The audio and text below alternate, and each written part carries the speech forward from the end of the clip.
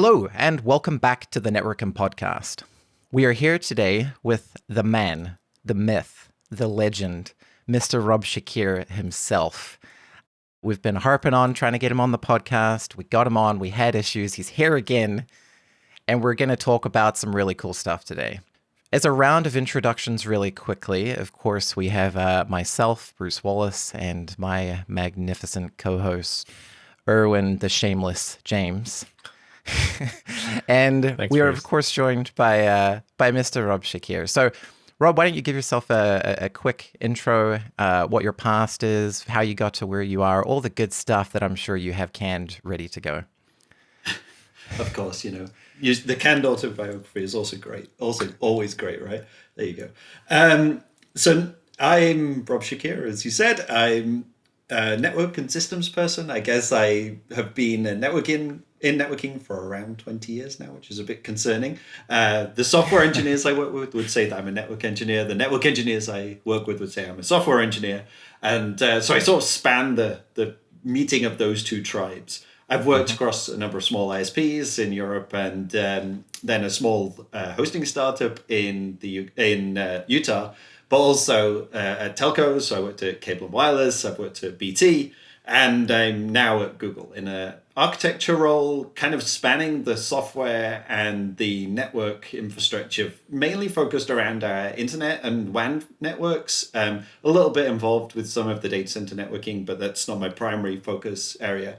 And I'm guessing the interest and discussion here has come from the fact that I've spent the last 5 or 6 years as the co-tech lead for the OpenConfig project and the sort of wider set of developments that have been around, modernizing the control and management plane of network devices and the way that we think about interacting them. And I've done that across BT and then Jive, which was the startup I was at in Utah, and then now at Google. Kind of spearheading it across Google and in the industry. Cool. So yeah, we have a lot of interest, as you probably would have heard from the podcast we've done so far, specifically on the management kind of platform area, some of the movement towards using the management plane for controllers and stuff like that. So I think to add some sanity to this episode, because I want to talk about everything under the sun until the sun goes down. But to keep this sane, I think we'll carve this up into 2 parts. So if you're listening at home right now, this is going to be a 2-part podcast. The first part, we're going to talk about the management plane. We're going to talk about OpenConfig, your experience there, where you think it's heading, all that good stuff. We'll talk about some of the gRPC interfaces that are also kind of housed under that same project. Both Erwin and I have a lot of questions, a lot of thoughts about that. And we'll probably close there for part 1. So if you're more interested in part 2, you should still listen to this podcast. It's going to be a doozy, I promise. But the second part, we're going to talk about some of the controller aspects to the network. Obviously, this big shift towards driving things using segment routing and the controller pieces that drive that implementation, operations, remediation pipelines, the evolution of network automation, all the stuff that I'm sure our listeners are super, super keen to hear about. But let's jump into part 1, and let's start with what kind of brought us all together today, which I think was OpenConfig and your work in it, Rob. So to get us kickstarted, OpenConfig obviously is trying to solve the normalization problem, allowing northbound systems to speak to a device using one encoding and one schema, or many encodings, one schema, I guess. But there is competition out there, right? There is, for one, there's multiple ways to solve the problem. Like at which level do you do normalization? There's projects that try to do this at the API layer. We just released a podcast on Napalm, so that's trying to solve this at a further northbound layer. You guys have kind of decided that this needs to be solved at the schema, but there's some competition out there. And I'll start us off by talking about the IETF driven models versus OpenConfig, because I know you have some good thoughts here. So how did OpenConfig get started, for one, and where it is today, where do you see it in comparison to the other normalization projects? Sure. So I guess OpenConfig started 2014. It was initially sort of conceived inside of Google whilst I was outside of Google, and became a collaboration between BT, Microsoft, AT&T, and Google. So there was couple of folks at each of those operators, and we were discussing the need to have some form of normalization of the schema for devices. And as you said, it was sort of originally envisaged to be on the device. I think we've seen over time that this is not necessarily always implemented on the device. It has uses both in the management system itself at the kind of normalization layer within the management plane, as well as on the device. And we can talk a bit about where the best place to implement things is, and where and why that choice might make sense in one place than rather than the other. Yep. But yeah, so it came out of that discussion, and it was really sort of capitalizing on what was happening in the IETF. So Yang was looking like it had industry adoption inside of the IETF. It was looking like there was interest in working on models. And one of the things that I think we observed was that you really wanted to have some operators involved in the development of those models, because the vendors have all their own different ways to express things, and have all their kind of knobs. And the process of normalizing down to a standard set of models is much more difficult to do if you're trying to support the union of all features versus trying to look at the way that you might want to abstract some of that and say, okay, I know that Cisco implements this way, Juniper this way, Nokia this other way, but actually the core of that feature is this thing that I want to configure. And so we started out with that approach that we could do the normalization, and we could do it amongst a small group of us as a way to sort of seed the discussions in the IETF. And that's really what we started with. We also started with this sort of idea of a minimum operational viable set of models. So rather than trying to say, oh, how will we support point to multipoint RSVPT with this specific option whilst discussing MPLS, where only a small number of operators might be using that, we said, okay, let's go and take a role, or take the sum total of some use case. In general, I think we looked at internet peering to start with and said, well, we kind of all know what features we need in summation to run that device, and let's go model that. And obviously that's entirely different to how the IETF works, because the working group structure means that you don't necessarily have these very broad sweeping things. You rather have sort of verticals that are trying to model entirely their own protocols. So that's kind of where things came from. And originally, we were contributing quite a lot of the models back to the IETF. So if you see the policy model in the IETF, yep, or the BGP model, they're actually the OpenConfig models. And there were drafts of the models that went and we submitted as part of the IETF process. The sticking points I think we had are kind of twofold. One was related to to some of the technology choices around the way we wanted to use Yang and the way we wanted to have expectations of the device. And the other was related more to the sort of development methodology. So let's maybe start with the development methodology. The IETF is very sort of complete solution focused. So you go, yep, you write a draft, you say, this is the thing that I have. And after some number of years of going through the process, some final entity comes out and a published RFC, and you can get your chisel out and start carving it into a block of stone, because it's not going to change. Yep. Now, I don't think we think of software like that in general. If you look at open source projects, there's code that's out there. It's not really ever complete. It evolves at a different rate. It evolves much more incrementally. And so it didn't necessarily make sense to look at something that is entirely a software artifact on an API and try and get it perfect the first time round and get it to be so stable. We rather wanted to be able to say, okay, let's put something out there. Let's have an approach for making backwards incompatible changes if we need to, and let's iterate on it more in the open. And right, initially that was sort of an entirely closed, not entirely closed, but a closed operator group that was sort of pushing things out, and more recently has evolved into a contribution model where code is the OpenConfig models are obviously revving at a sort of much faster pace and being used in their interim steps with some guarantees of stability, or not as the case may be.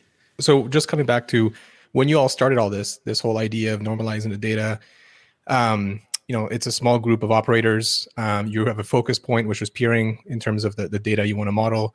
How do you then take that to a vendor and convince them that they should start implementing this on their devices, from a small group of operators with a very specific data to model, and then you go to the vendor and you ask them to implement this? How did that interaction work when you first started out? How did you convince your vendors that this was a good idea for them to do, and that they should do this, and that you plan on building out more models as time goes on, and this is the way that you'd like to interact with them? Yeah, I think that's always tricky, right? And I think that there's sort of two things to say here. One is that the vendors were sort of already doing some of these things for different operators. So, for example, folks that were involved in the TMF and at BT, they had significant involvement in this, had mTOSI, and it was a similar kind of idea that was being implemented by individual vendors, but really just for BT's usage. So it wasn't like this was entirely a new idea that, hey, we want a stable software API to your device. It was just that we were saying maybe this needs to be done more directly in the vendor OS than in a EMS or an NMS. Now, that's obviously an implementation choice. The reason that we drove this as an open source project in a collaboration between different folks and different operators was because that's essentially how you get that stickiness, right? It's if you've got a number of large customers that are able to drive some of those requirements, then it puts it on a few RFPs, it puts it up front, so you can have this view that says, if you build this is actually going to be used. Right. But I would say the nice thing about OpenConfig is that it's one of the few places where it's not really differentiating in terms of any operator's service, right? Like what config you push to the device is not the differentiating feature of your service, because essentially the service is built from a common set of functionality that's on the vendor device anyway. So it was a place we could drive collaboration across the industry where the folks would work together and, not necessarily be competing with each other. But it's also a place where smaller operators can come and bring their requirements into the OpenConfig models. They get accepted into OpenConfig. We don't say, oh, these operators must use it. And there just needs to be an operator that can really explain to us what the operational use case is. And once that's there, the smaller operators too can take advantage of what's of the sort of industry push for the models. So it's kind of because we're doing it collaboratively across a bunch of operators, it's much more it's got more users that might use it if the vendors implement it. So that conversation has obviously needed anchor tenants and folks to adopt it and to work with the vendors on testing it. But now you'll see that, for example, Netflix published a bunch of their code around telemetry recently. gNMI, so they're making use stuff. Of things that they weren't necessarily they weren't the first, they weren't the first operator involved, but they've been able to build up upon what the group has asked the vendors for. That makes sense. So in terms of motivations, and I think maybe you touched on them there, there's stability of the API, of course. And it's not that the OpenConfig API is necessarily I don't want to call it set in stone, like you said. It is prone to iteration and to revving, but there's also the normalization in terms of multi-vendor support. So I don't know what the motivations were at the outset, like when you guys all got together and decided, okay, there needs to be some kind of normalization, or I guess Google decided there needed to be some normalization. BT decided. Was that primarily due to we want to have one model for our tooling to work with multiple vendors, or was it a case of these vendors are changing their APIs too much, or maybe it was a mix of the two? I'm not sure. Just wanted to get your thoughts on that. Yeah, I think it was a mix of the two, because I think that there's a need in this kind of management system to have some normalized layers that you can use to do analysis or to implement rules against, for example. So if you're trying to do some service verification against what's pushed to the device, you don't want to have to go and write that against an unstructured model in terms of the CLI that you can't really programmatically iterate through, that you have to go and write vendor-specific logic into. So even if you're pushing CLI to the device, you probably want something that describes the device state that you can make those assertions against, like things like they're essentially your design rules of the device layer, right? Like, don't turn down all of these all of the redundant uplinks at the same time, whatever it happens to be. And then you have the same thing maybe at the service layer, but being able to do it at the device layer is particularly useful as well, to know a bit about the correctness and the consistency and the suitability of that config before you push it to the device. So I think we were wanting something to do that with. And that meant that you needed a normalized data model for the device config anyway. We then saw that, like I think a number of projects have done, that you can go and translate that into a vendor config. That's really some work that someone's got to do. And then it's really the right place to implement that in terms of having the stability and having the ability to iterate separately. So the nice thing about implementing it on the device is that the vendor can go and change anything about the internal database schema or about whatever they like. And as long as the sort of presentation layer of OpenConfig translates consistently to the underlying schema, there's now an ability to move that API and move the underlying implementation in whatever way, and it should be entirely transparent to the operator that's consuming it. And this has been the CLI before. There's CLI knobs that are around forever, just because they were built into someone's implementation. But this approach of giving it a structured data set gives you some ability to able to describe the correctness and the requirements for that API much better than going type in a question mark a few times to try and understand what the potential allowed things might be.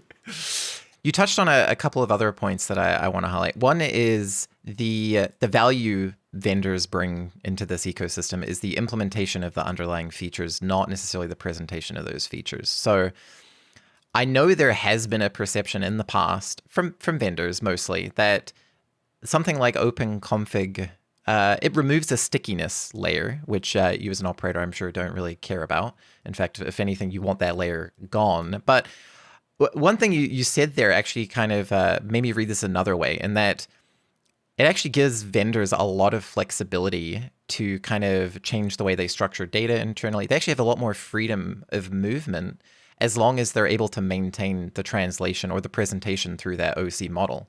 So it actually adds a level of flexibility in terms of the underlying schema being able to transition over time, I think. Yeah, I think it's no different to a protocol in that case, right? If we say like BGP, the update format has been the same for forever. We've extended it, of course, many times, but the base external presentation is still BGP, right? And you can go and change underneath the implementation of BGP, but you're still talking the same thing externally. So how do we choose a device to use as a BGP speaker? Well, we probably look at scalability, we probably look at robustness, we probably look at the ways that it can meet the use cases that we need. And that's the same here, right? Like there's the implementation of how stable, is the API right? Is the performance of applying the config what we expect? Is the way that we're able to interact with the device, the time within which we're able to interact with it acceptable?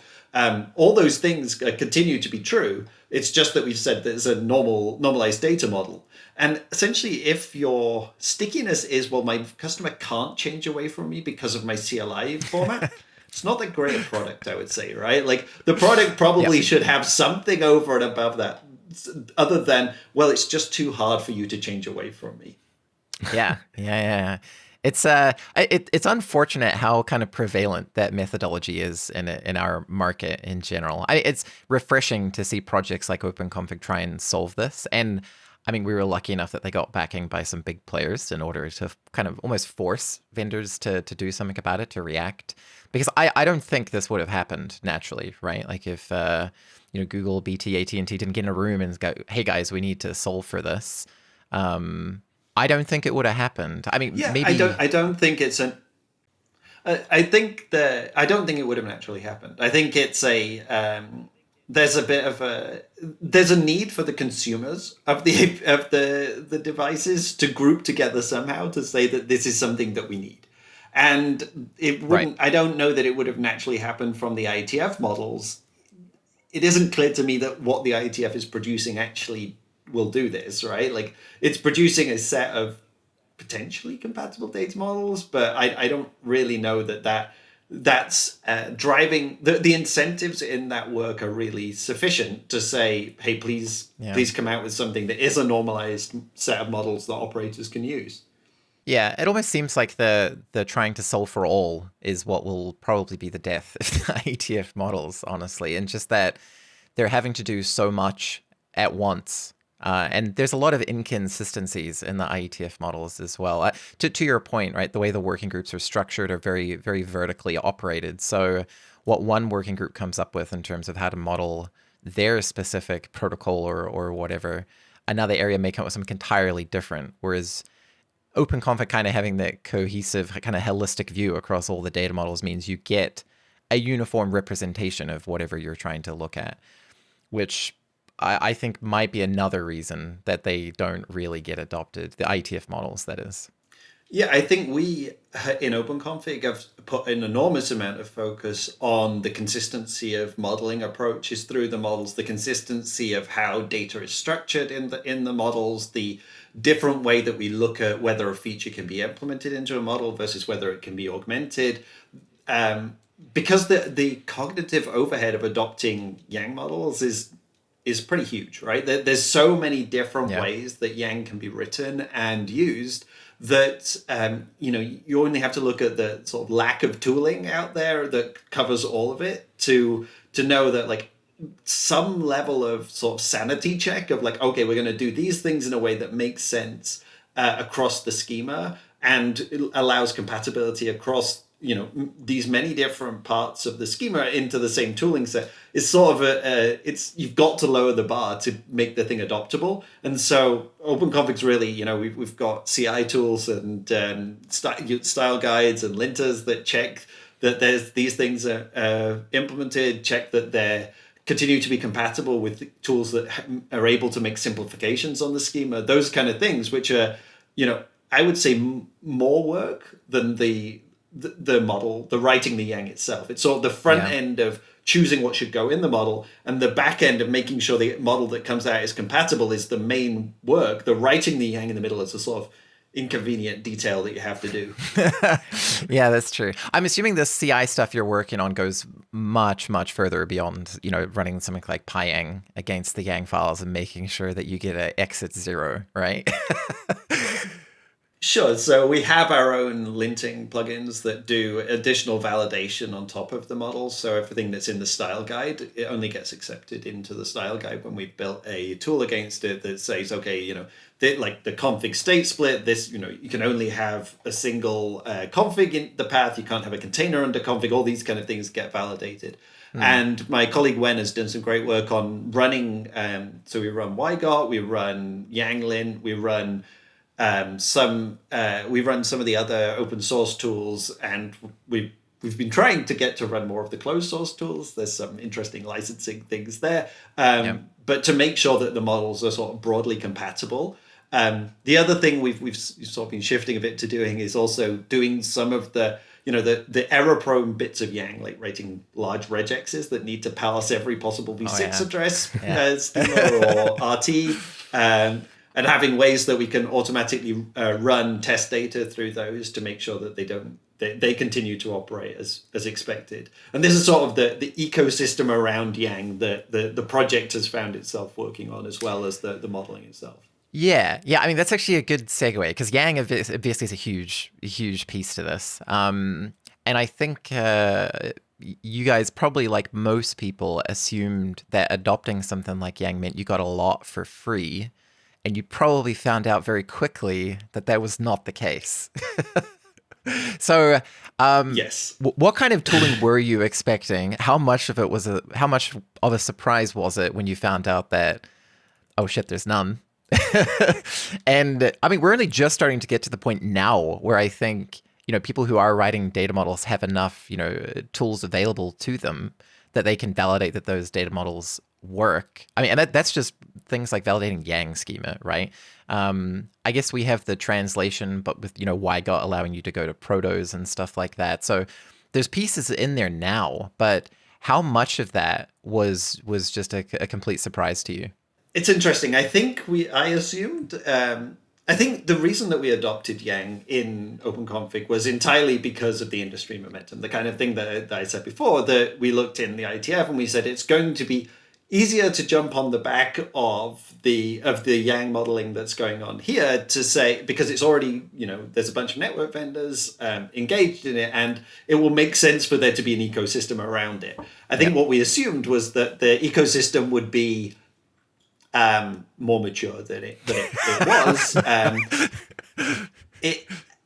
And really, tools like Pyang and are really focused around like the authoring of data models. And I would say that's where the ecosystem was maybe pretty a little richer. Okay. It was like there's stuff happening in terms of being able to say, oh, like you're not complying with RFC 6087 in this place and those kind of things. But there wasn't really any view of how you make those models usable. There was sort of the TailF product at the time, and that seemed to be the main thing that was out there. And so I think we were fairly surprised by that. And I actually sat down and thought, I'll write a Yang to Python compiler. Essentially, it's generates bindings, so it's Pyang bind. You essentially get a set of Python classes that correspond to the model schema out. And I thought that this was a short project. I thought it was like, I'll write this thing. This is data modeling language. It's got a spec and there's Python, so off we go.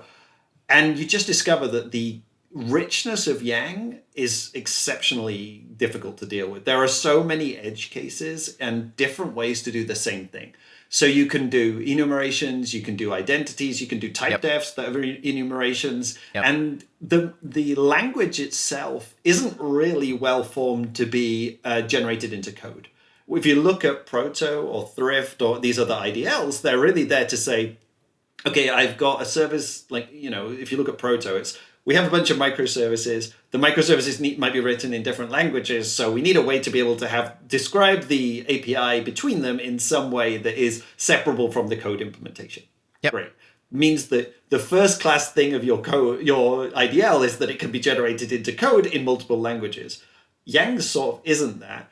And so if you look at PyangBind, if you look at YGOT, these tools that we ended up building as part of OpenConfig, they're not the only things that are out there, but they are much larger in terms of complexity and number of different choices complex choices they have to make to be mapped into code than the equivalents for example for Proto. So I think the tooling thing, if we were going back, I'm not sure that I'm not sure I would advocate for using Yang. I think I would advocate for something that was maybe better supported in tooling, but equally, it wouldn't be quite clear what that should be. Proto, Thrift, maybe Proto is kind of at the stage that would be acceptable now, but only after a bunch of work in OpenConfig, I would say, that's really brought Proto and gRPC to vendor devices. Yeah, so I think last time we talked, you said that in YGOT, you take Yang, you convert it to Proto, then Proto you can then use your Proto compiler and create the bindings, whatever language you want. Do you find that you're actually losing anything with going from Yang to Proto in the first place in terms of what Yang offers to you?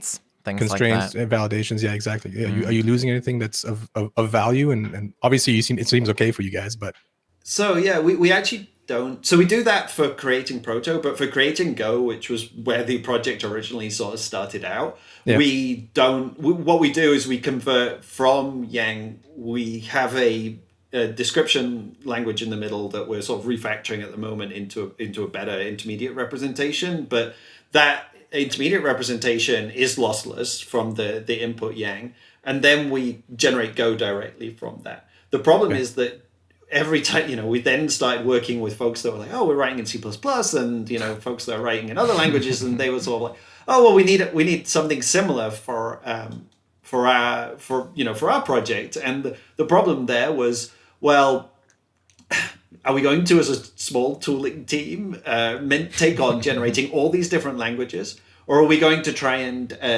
could we do something else? And equally at the same time, we were discussing efficiency of encoding on the wire, and we were sort of noting that, hey, much of the telemetry data that we're exporting is actually the strings that make up the path. So if we could do something there that would give us a more compact representation, it would be a huge speed up in terms of the volume of data we were expecting to export for some large data sets. So we decided, let's write this Yang to proto converter, and from that we'll get for free like the languages that are around around proto. Now, in terms of do you lose anything? Yeah, I mean, today proto and without extensions wouldn't have a way to express some of even the type constraints. So things like patterns and ranges on values are not necessarily expressed there.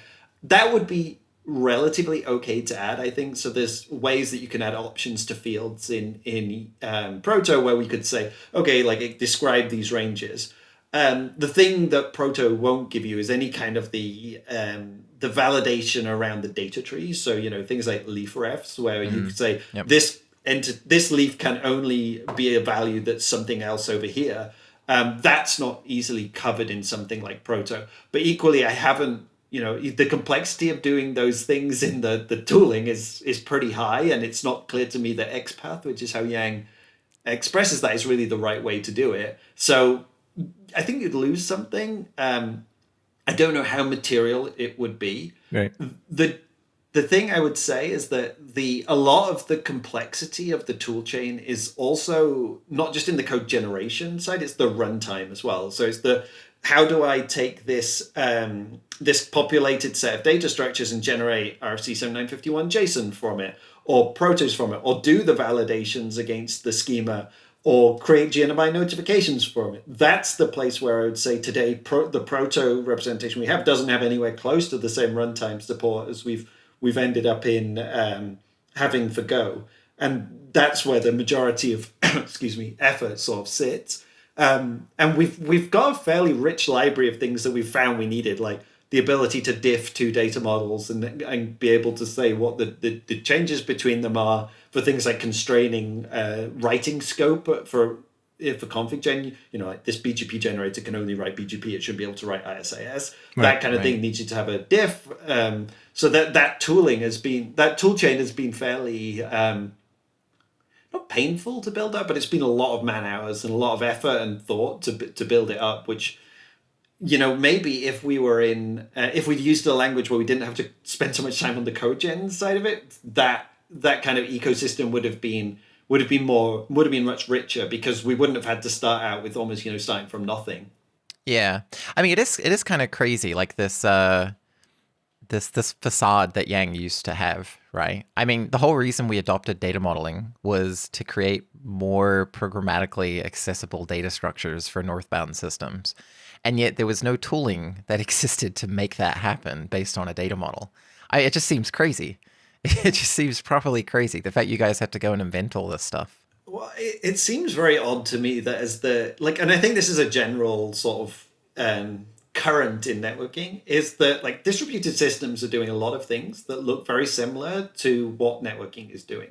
And so it isn't clear now, and maybe that hasn't been the case in the past, right? There's, especially as we've sort of started to have much more sort of inter-machine and inter-job communication, and much more microservices, this has become much more of a problem space for the distributed systems side of the world.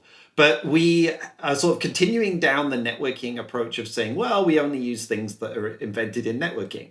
And so, for example, the bringing gRPC into say, hey, we want a telemetry protocol. This is where we said, well, these guys are building like a streaming protocol that works like scales that are way greater than what we actually will need in networking. So why don't we go and just use that? Yeah. And then we got to concentrate in that case a lot on well, what's the way we want the data model to be able to be interacted with? What's the way we want to be able to retrieve the data model?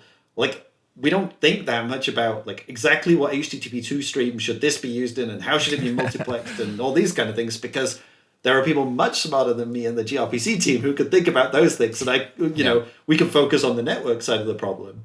And I think that's got to be something that we try and look to do as an industry going forward, is say, when do we need a networking specific thing? When don't we need a network specific thing? And where can we sort of collaborate across the industry to get the best technologies best of breed technologies and have them be easily adoptable for folks.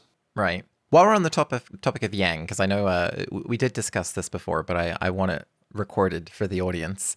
A second time. A second time. One thing that I get asked by peers, by customers, and it's along the same vein, although maybe slightly different, is application developers, kind of the distributed systems world, has adopted things like YAML for defining things, and YAML is not a schema definition language, so it doesn't necessarily fit. I know that was your basic comment last time, but just for everyone who's listening to this for the first time, which is everyone except us, what are your thoughts on Yang versus YAML? Because some of the tooling comes into this, right? YAML has an absolutely massive suite of tools available to it. What are your thoughts on this?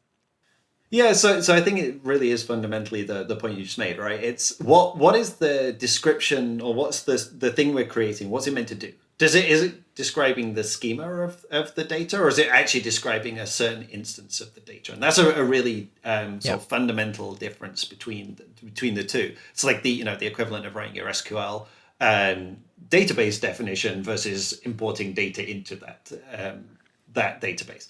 Yep. So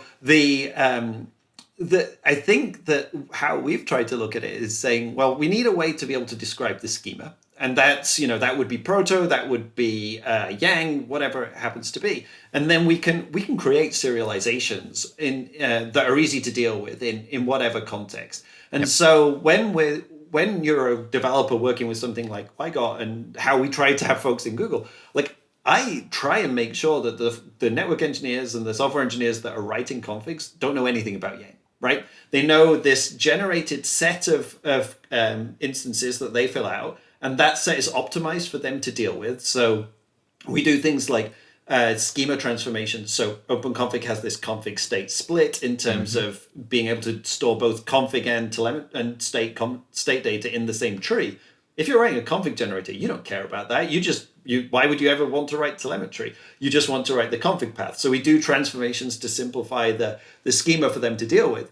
And then we don't, the only reason they might know it's written in Yang is because they're aware it's OpenConfig, but they really don't see anything. They just have a library that's idiomatic for their language that they deal with. And so you can, with something like Yang, you could have an input where the creator of the instances, who there are many more of than the creators of the schema generation, can write in whatever form they want. You can deserialize that into some data structure that represents the schema and do the validation. But you can, and then you can send it onto the device in whatever format it needs to be. And it's almost a choice of whatever the most user-friendly for your use case is. Something like YAML, sure, it has a bunch of tooling around it.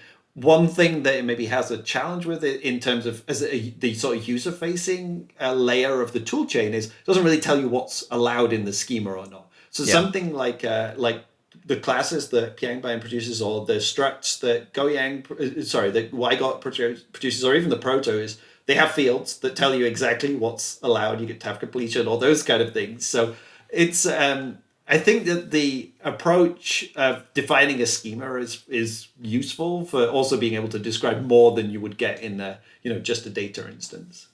Okay, yeah, that makes sense. You touched on another point, which I do want to talk about before we transition across to some of the gRPC interfaces, around config versus state containers versus data stores.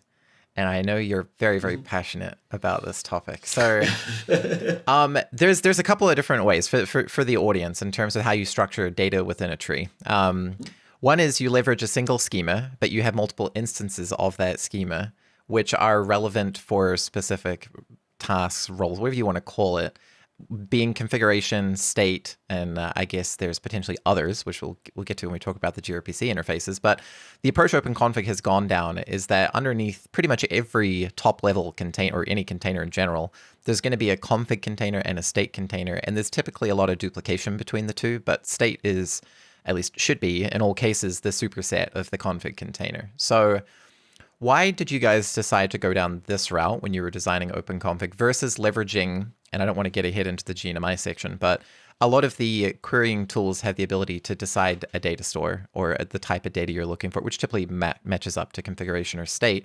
So you could do a get against the state data store and get all the state information, or do a get against the configuration data store, or, like intended/applied configuration and get the configuration data. And that's available in gNMI, for example. So why did you guys decide to do this whole config stay all part of the same tree? So this was a long debate, and we spent a lot of time discussing with the IETF about this. And so I think you have to start out with how the device is expected to work and what the set of devices you want to deal with are. And we sort of saw that there's two kinds of devices. There's this fairly synchronous set of devices where you apply the config, it gets applied, it's now running, and then there's some state happening. But equally, you have a set of devices which might be eventually consistent. So you write it to I intend to run this value at some time, you don't know when, later it gets applied, and that you can then want to know, well, which version of the config is actually running, or what value of the configuration is running. Yep. And then you have the state that's all of the things that are outside of that the device kind of came up with, like counters and protocol state and those kind of things. So we started down the road of okay, how would we represent these things? And at the time, there was no real concept of there being different views. This sort of NMDA, the multiple data stores in NetConf, wasn't really a thing. So we were sort of starting this conversation, and we looked at it and we said, well, we know there's some consumers that are going to need both of them because they're things like the tool that might diff what the currently running version of on this device is versus the intended to check whether the device is converged. So that thing needs to talk with both of them. There's also some tools that will probably want to look at only one of them. But given that, we don't want there to be ambiguity in the paths. We don't want someone to say path X and then you think about, well, what is path X? Is that the intended one or the applied one? Right. And so we knew that it needed to be somewhere if you think of this as a URL, it needs to be somewhere in the URL.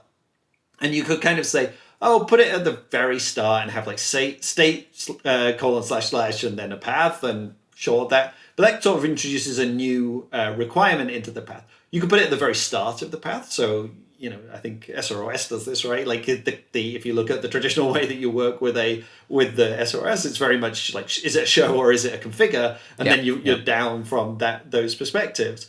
But when we started discussing what's the start of the path, some people sort of said, well, I don't know, because I want to put this device model, maybe there's multiple virtual devices on a single physical device. And so actually it's physical device A. And some people were like, oh, well, maybe there'll be, Earth/Africa/ South Africa/ Johannesburg, whatever, at the very start of the path. So we said, well, we don't really know where the start of the path is to put it there.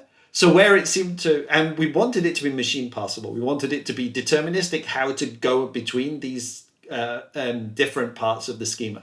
So we said, well, okay, we can't put it somewhere that's arbitrarily in the middle of the path. So let's put it at the very end by the leaves, and then we'll know that when you write A/B/C config D, then the way you check what the running version of that is just switch the config for state, and it'll be simple to write that validation.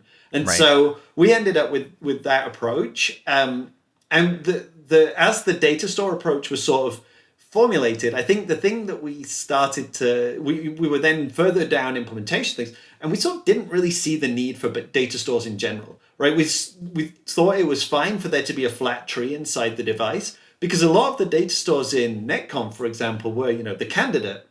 And we'd started talking about, well, how do we simplify the APIs overall so that we don't end up with candidate, we end up with only the parts of the API that we need to be there in gNMI. And so it didn't then make sense to say, okay, we want, we'll switch to this entirely data store centric approach, because we already thought that was a feature that we could potentially remove from these protocols and just really have a single view of it.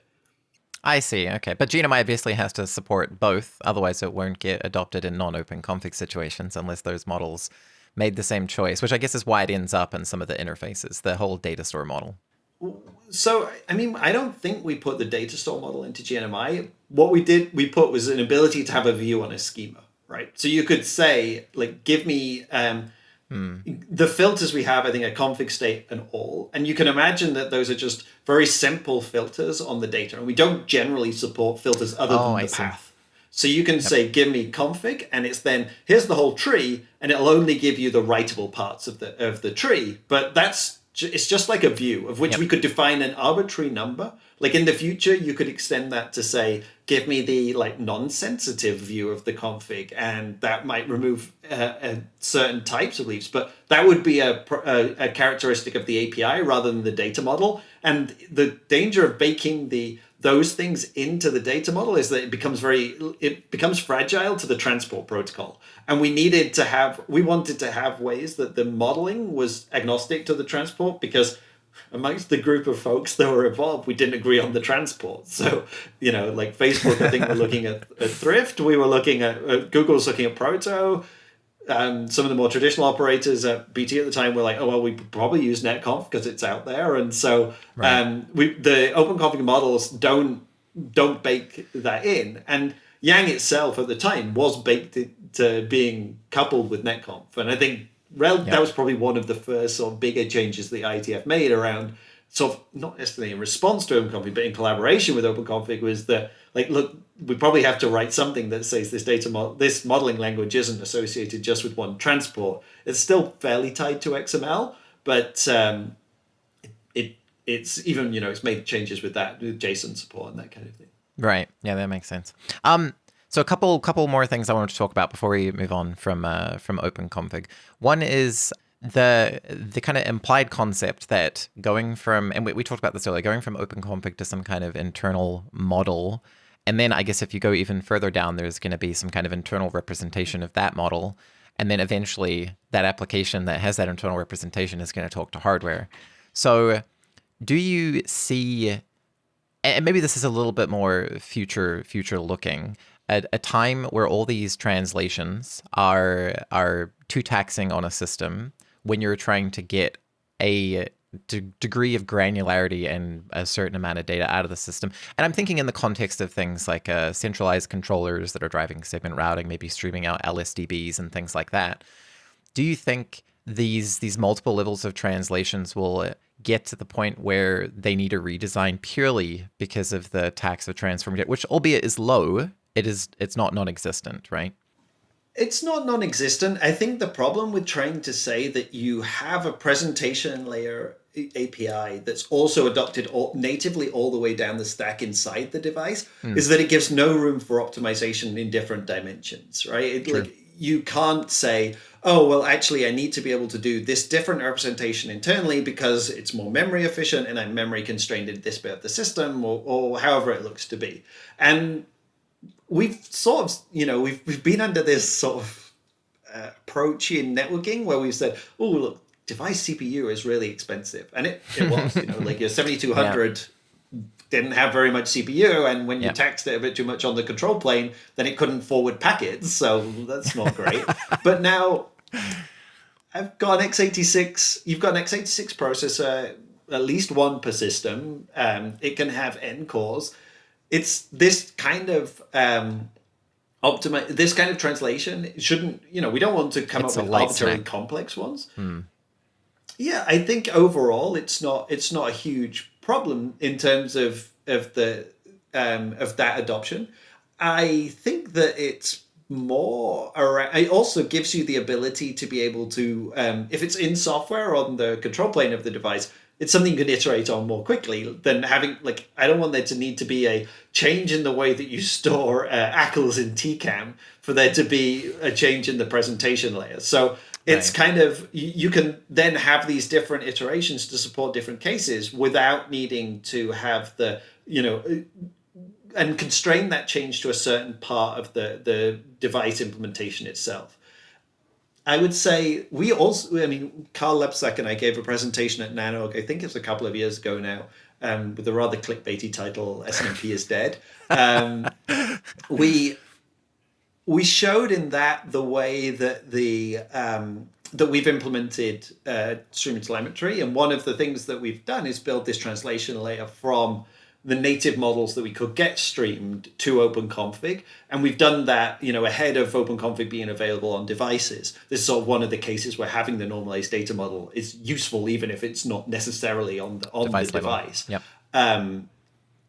And I would say that, yeah, sure, we have to think about CPU for that, but we're way more memory constrained in general. And as this, we have a much, at the collector layer, you have a much more difficult problem because you've got tens, hundreds, thousands of devices streaming to that single collector, which is, or the proxy that we call it, that does the translation, where it's got to do much more than it would need to on the device. So I think that it seems to be a reasonable. It's nice to distribute it across all these CPUs that we have. It seems to be a problem that is. It's something that we can address at the device layer, and there hasn't been anything I've seen thus far that says, "Oh, we shouldn't. This isn't going to continue to be solvable." Right. I would say that we've generally found that data volume is more of a problem, and that the data volume is generally been in cases where we haven't had some of these more intelligent subscription modes. So if you're doing a sample subscription that just gets the entire RIB every 5 minutes, that's a lot of data to send. If you get a on-change subscription that only sends you the deltas, then you will naturally reduce the volume. So the volume of these translations goes down, the volume of data on the wire goes down, and that seems to be a better place to be investing, kind of effort on improving this than trying to get rid of the translation layer and this sort of widely sweeping changes that you would need to make. Okay, yeah, that makes sense. The last one was on applicability of these models outside of programmatic interfaces. Because I know this is this probably is the main reason that models, specifically OpenConfig models, don't get adopted by CLI. I know you don't care about CLI. I know I might be asking the wrong person on this, but maybe the answer is just that don't use OpenConfig for CLI, or maybe the answer is don't use models in general for CLI.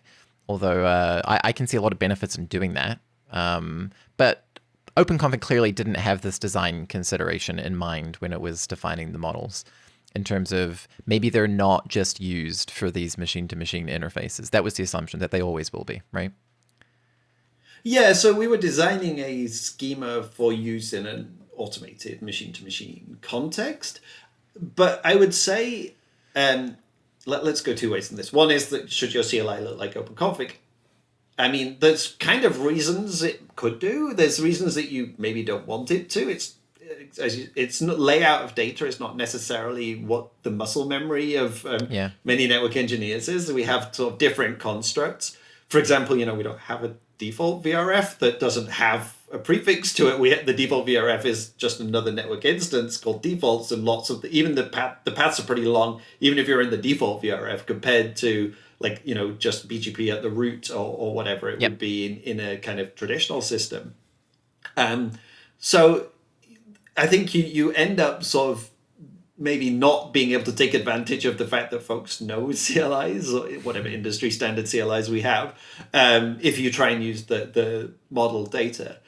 But the problem of making something like OpenConfig consumable in a CLI is very similar to the problem of making OpenConfig consumable to a developer, right? There's some human at some point that has to fill out an instance of the schema. And you want to make it as user-friendly as you can. And that's where we do things like transforming the schema in our tooling. So we say, like the config state change that compression that I made, I referenced earlier. We do a few others. There's a set of transformations that we know, again, because of the consistency of the schema, we know the models can only look like this because they're linted to look like that. Therefore, we can programmatically make this set of simplifications that are robust. And every time we add something there, we go and make sure that it's like, we make sure that it was something that OpenConfig, the operator group and the project in terms of the modeling agreed to before we bake it into our assumptions in the tooling. And that kind of approach can give you a way to be able to make the schema more palatable or more easy. It's simpler to work with in terms of human consumption. And you could build a CLI from that if that was what you're sort of aiming for. But I think this is the case where, you know, at some point you have to make some change that isn't necessarily incrementally easy to make. It's so we can keep on trying to move the CLI forward, and we can keep on trying to say, oh, you know, we want some way that this we want it to look as familiar as possible. But at the end of the day, there's going to be some cases where it doesn't, and you know, there's got to be some advantages to doing that. I think some of these things about consistency of the schema, simplifying programmatic interaction with it have been very important in being enabled by the way we've done the modeling. Yeah. But you're going to break some eggs along the way, and like this is sort of a similar thing of just moving between different CLIs. If you're you're working on CLI, if you move between a Cisco device and a Juniper device and an SROS device, there's different, you have to have different things across the those cases. You did it for some reason.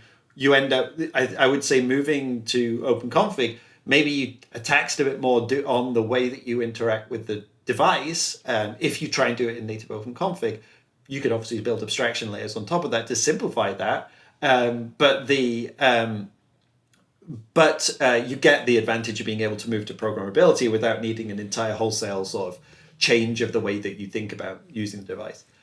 I would also say that OpenConfig is not the worst of the model things. If you look at some of the vendor native models, it is a lot more difficult to interact with those than it is with OpenConfig. So we've tried to be very operator centric of thinking about the consumer of the API and what's meant to be understood by the consumers of the API, like the management plane of the device and the management system in the network, not sort of down to the what's best for the guy who's adding a field in SysDB and whatever system you're dealing with, right?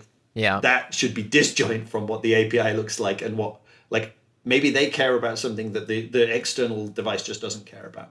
I guess the only other piece to this is if the CLI does follow the same set of models, potentially some of that tooling you were talking about, it's not that it comes for free. It's that the developer who's having to interact with the schema now has another interface that he can go look at to see how things look from a schema perspective, maybe even populated with data. But that's pretty minor in the grander scheme of things, especially once you have the tooling around supporting that. It's interesting. I actually don't know it's super minor. I think discoverability of the schema, how do you learn it? How do you prototype? These are all important parts of the development workflow, right? Yep. And so we have to have ways to be able to deal with it. And so, I mean, some of the the gNMI C work of giving tab completion for gNMI paths and some of Roman's work on I think they've got a searchable Yang schema tree that they can look at. This is cool stuff that it's super important for us to be able to have in the ecosystem, because we, after all, are going to have folks who are developing new things that are getting configured on devices that want to go and look at okay, how do I find out about what the right thing to do is? And likely you don't want to necessarily have to force that into a full development cycle of build the automated thing in the same way. You want to be able to still do some experimentation to figure out what the right thing is and then move from there. And it's difficult because you've got two different things here. You've kind of got the essentially cottage industry of development versus and where you're trying, you're grooming your pets versus the large scale cattle where you're shearing your sheep. And you're probably not going to use the same knife between the two, but it'd be nice if you got to try and figure out how to make it accessible between the two. I'm not sure my sheep shearing analogy is that great. I was digging it. I'm from New Zealand. I'm all about sheep. I wanted to jump around. I know we're trying to move on to the gRPC interfaces, but I just wanted to jump back to something really quick. You talked about that at Google, you guys use proxies to do that translation layer between an OpenConfig and potentially a vendor device or other device which doesn't yet support all the models natively on the device. Where do you see that adoption today? So if I'm new to OpenConfig, I want to start looking at it. I have a set of vendor equipment in my network. How much do I have to start thinking about putting those proxies in place, that off-box translation there, versus the adoption of what OpenConfig has today on the devices? Where are we basically in terms of vendor adoption or other operating system that may not be vendor-based adoption of OpenConfig? So I think we are fairly well down the line now. So you kind of have to think when we developed those. So we developed those now a good 3-4 years ago, when the situation was somewhat different. We have devices in our network that are natively OpenConfig configured, and they only use OpenConfig. I think there's movements in some of the open source projects to be moving towards something similar, and pretty good adoption now across vendors.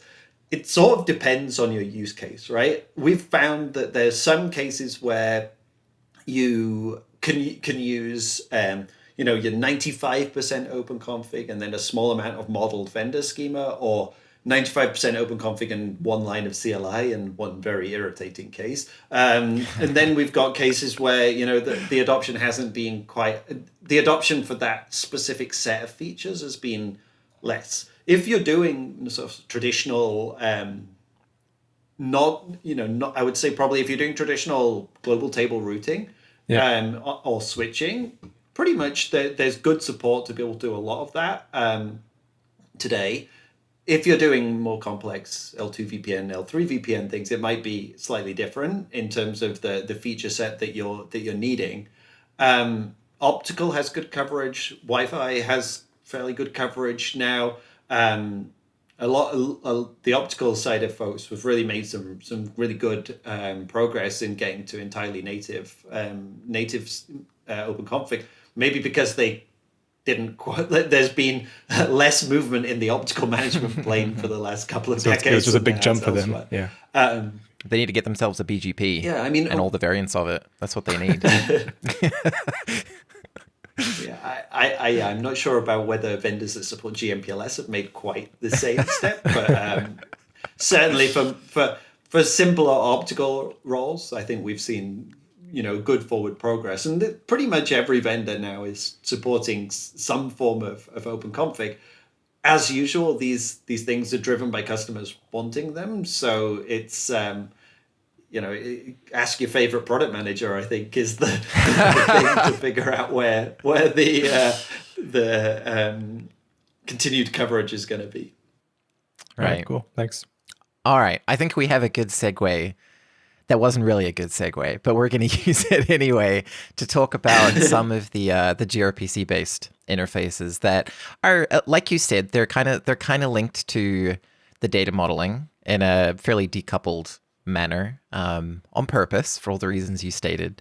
But there was a few evolutions that the industry was going under, like you said, netconf and data modeling first being linked together, then slowly separating apart as the other use cases kind of presented themselves. But we maybe it was you, maybe it was Google, I don't know. Someone decided that netconf/RESTCONF weren't up to whatever the use case was that gNMI was invented for. I'm not going to pretend to presume because I want to let you speak about it. But why gNMI versus taking netconf and adapting it outside of? I mean, we've covered a podcast on this around netconf not really being built for the streaming side, which gNMI obviously is. That was one of the points you highlighted earlier. So maybe that's enough. But were there other things that you guys were kind of looking at netconf and finding problems, or what was the motivation?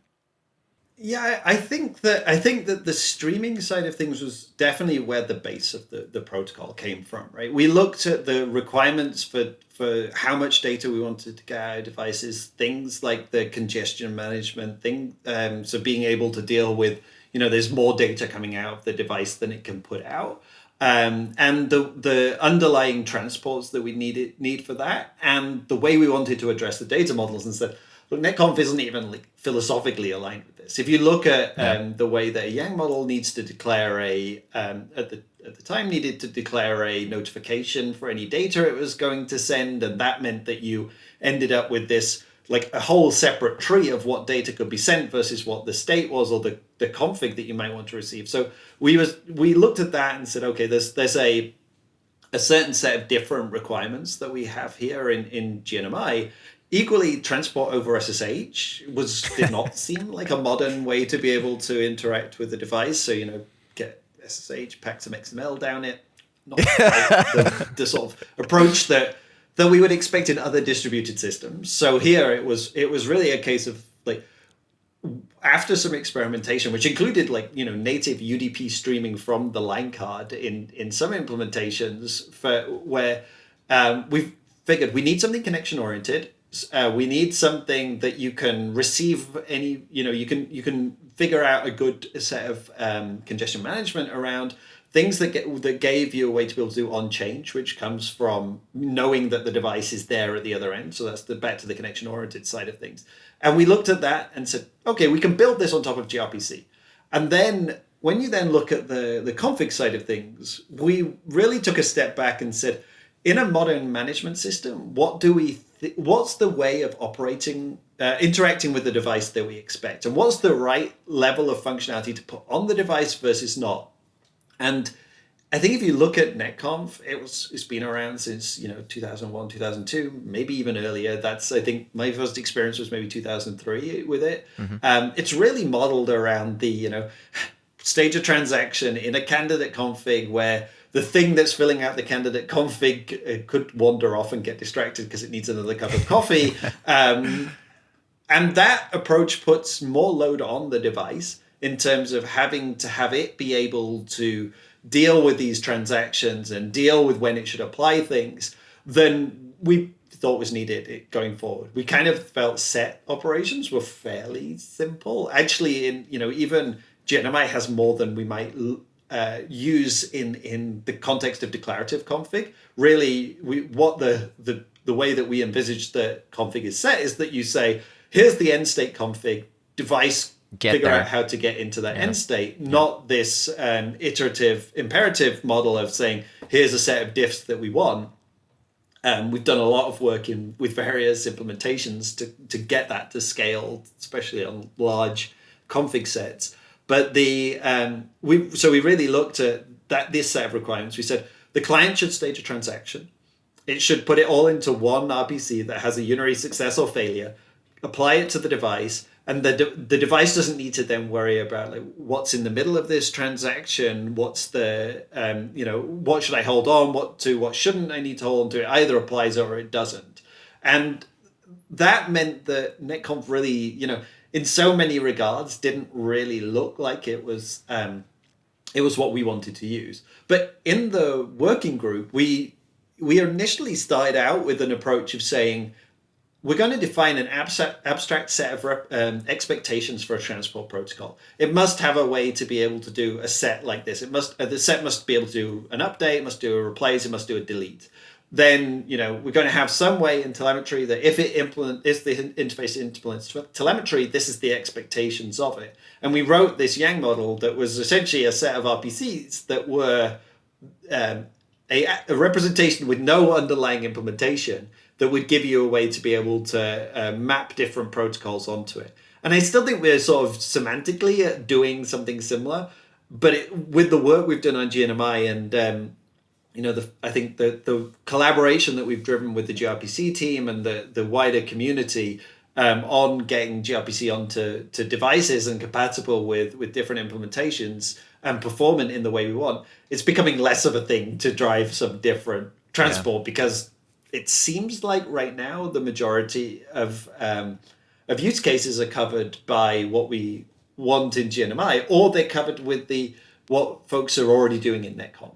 And so we think that having the minimum set of things to test is nice. So we didn't necessarily want to drive these two different approaches, and so for us it made sense to go down the gRPC route. And RESTCONF is sort of it's an interesting one on top of things to me. I think it doesn't necessarily have some of the semantics that you might want for staging transactions in one go, for example. Like a mapping to a specific set of, put to this path might mean that it's not easy to do a set of operations together on a single device. So that didn't necessarily look like the way we wanted to go in terms of giving a flexible API that could be consumed by different users and met the different use cases that we foresaw.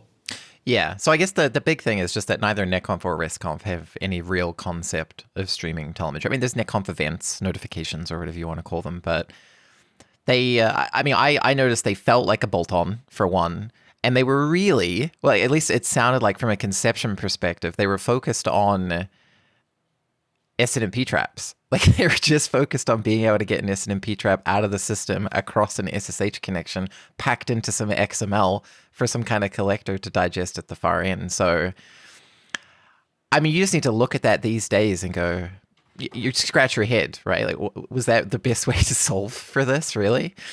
And, there's industry baggage, of course. There's, I'm not trying to throw stones at NetConf here.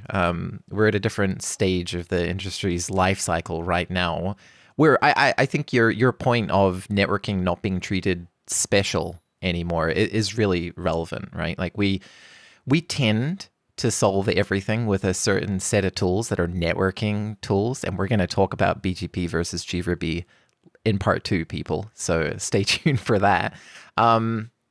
SSH and NetConf, I think, are a great example. Not that SSH was necessarily a networking thing, but taking what we know and then building upon it rather than, taking a look at the use case, what we're trying to do, and build from the ground up. And if it matches an existing solution, then great.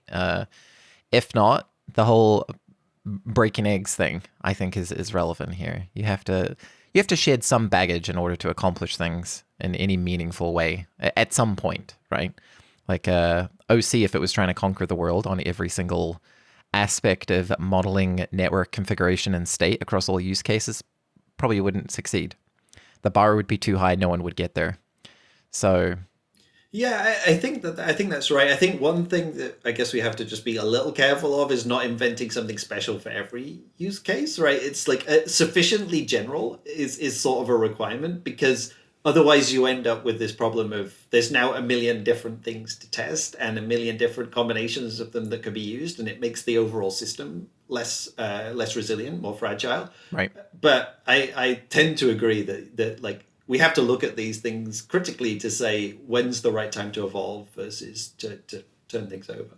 Yeah. And take note, listeners, that comment is going to become very, very relevant when we talk about BGP and all of the ridiculous amounts of address families and the problems they're trying to solve there. But that's part 2.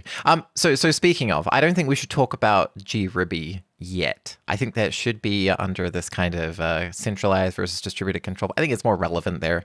But I would like to talk to you about gNOI. And this is one of those things that I kind of scratched my head on a little bit. I understand the whys and why it wasn't just bundled into gNMI to a degree, but I felt there were ways to potentially solve the problem using gNMI. And that was partially down to maybe my misunderstanding on the concept of views versus data stores. So maybe that's the answer here.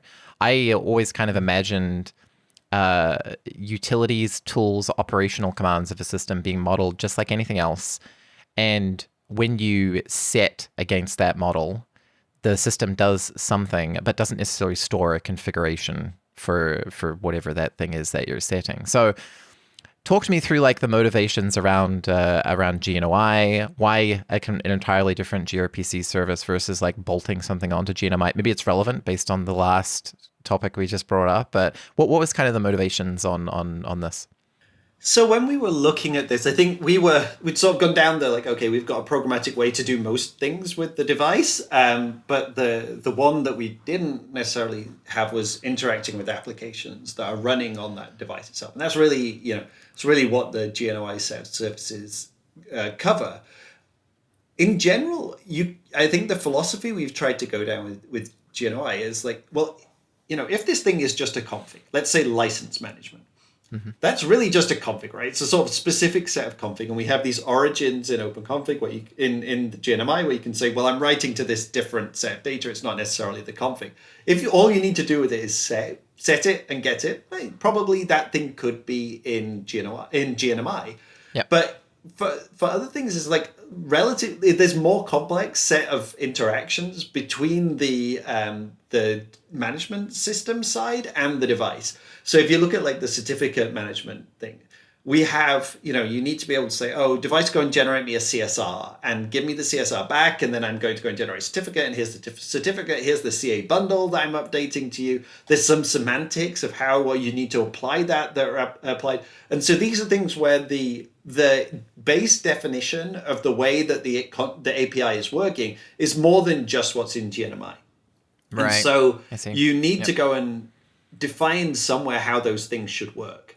And some of them are maybe look similar to to a config being applied, but I would say that in general there's a lot more kind of behavioral specification over that's not agnostic to the data that you're applying that's needed. So we decided in those cases, like, okay, your choices are go model them as RPCs in Yang.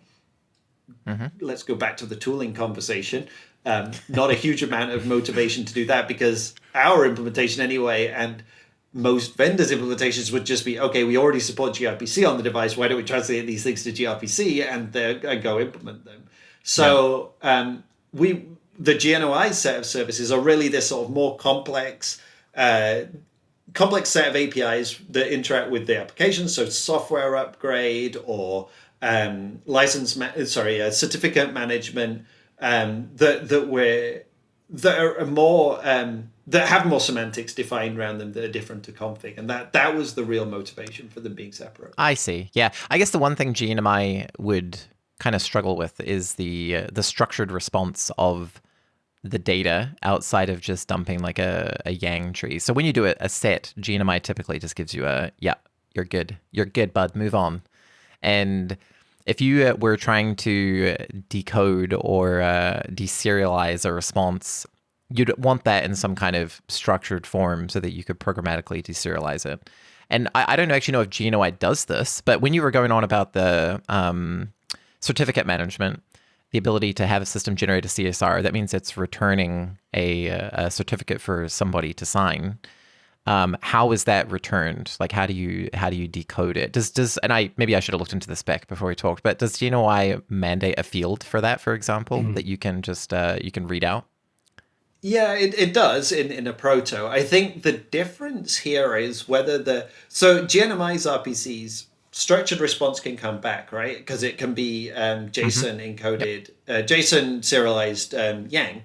So you could do that in gNOI, absolutely. But in gNMI, there's sort of a difference between the transport of that config back and the consumption of it. So I could have a config retrieval service that goes and makes the gNMI RPC. It can do all its retrieval of that config and hand it to whoever's meant to know the context to go and do whatever it wants with it, right? So you can kind of you can imagine that like your telemetry collector does something similar, right? It just receives some, our open source one does this. It doesn't know anything about the schema. All it does is receive a set of updates. It knows enough from gNMI to be able to cache them, and then whoever upstream can do the interpretation. In gNOI, you've got much more of a tie between the RPC's success and the content that's actually in the RPC. So it's much tighter coupled.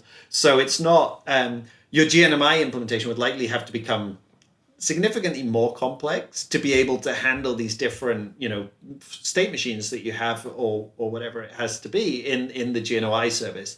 And this is sort of a how many things do we design type problem. It's do we try and make the one thing that we've come up with cover all use cases? Probably its complexity is going to grow at a significant rate versus these microservices that do one or two sets of things that are likely to be implemented. And we also thought there was a bit of a compliance question here. Like gNMI as the base spec is, well, probably most network devices, if not all that I want to put into my network should implement gNMI.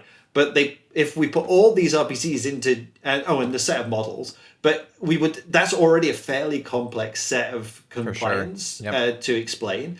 So now if we're then, you should support this subset of other mechanisms inside gNMI to be able to support these operational commands, that seemed, not very easy to reason about going forward. So things like, gRPC has this reflection service where you can ask what services are implemented and what RPCs are implemented. That gives you a way to be able to do discovery of the operations that you can support, and that gives you some things for free that you don't necessarily get elsewhere. So I think there was a good reason to keep these things separate and sort of contain their complexity.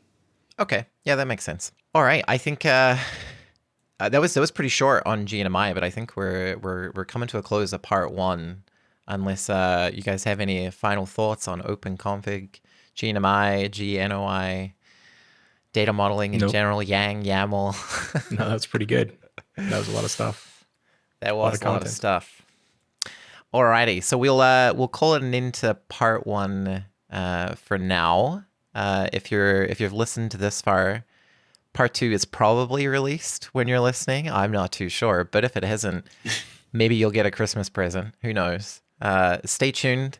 We're going to dig into centralized distributed control planes. We'll bring up gRIBI, of course, in that context. The world of segment routing, the world of centralized controllers. We'll talk about some operations stuff. So that's what you guys have to look forward to in part 2 of the Rob Shakir podcast. All right, run that outro. We'll see you guys in part 2. Hey everyone, thanks again for tuning in.